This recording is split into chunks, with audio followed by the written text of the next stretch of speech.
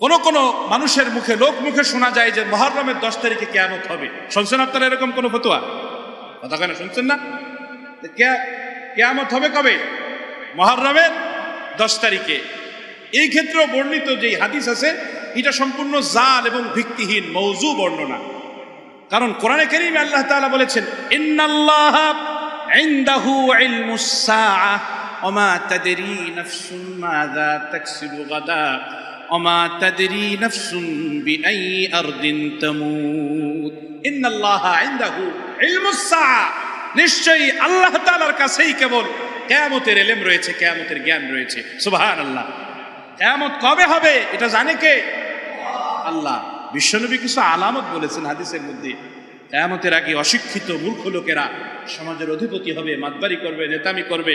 যার পায়ে জুতা ছিল না, গায়ে জামা ছিল না, এরাও বড় বড় বাড়িওয়ালা, গাড়িওয়ালা, লিডার বনে যাবে। এরকম আরো অনেকগুলাকে রাসূলুল্লাহ কিয়ামতের আলামত হিসেবে অবহিত করেছেন।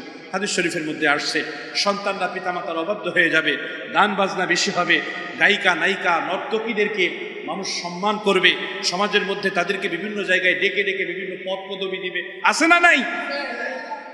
বিগত সরকারগুলিতেও ছিল, সামনে যারা আসবে দেখবেন তাদের ওইখানেও থাকবে। নায়িকা নায়িকা একদম সবাই জানে এটা বেশ্যা।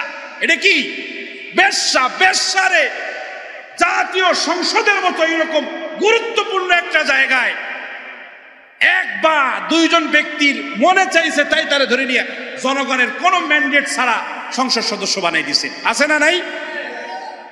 হ্যাঁ, এগুলা কিয়ামতের আলামত। তো কথাবার্তা আমাদের সমাজের মাঝে প্রচারিত রয়েছে যে কিয়ামত হবে এই 10ই মুহররম আশুরার দিনে। এটা সম্পূর্ণ ভ্রান্ত এবং ভিত্তিহীন একটা কথা। এই সম্পর্কে বিস্তারিত লিখেছেন হাম্বলি মাযহাবের একজন ইমাম, প্রসিদ্ধ ইমাম আল্লামা ইবনে রজব হাম্বলি রাহমাতুল্লাহ আলাইহি। ওনার লেখা কিতাব লাতাইফুল মাআরিফ, এটার মধ্যে উনি বিস্তারিত এই সম্পর্কে লম্বা আলোচনা তিনি করেছেন।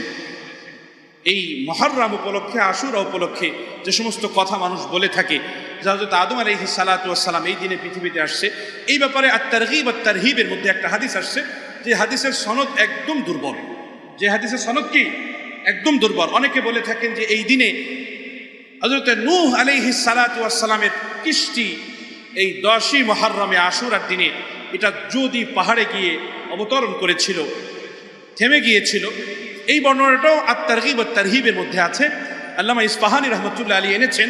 এটাও অত্যন্ত দুর্বল এবং নিতান্ত দুর্বল সনদে।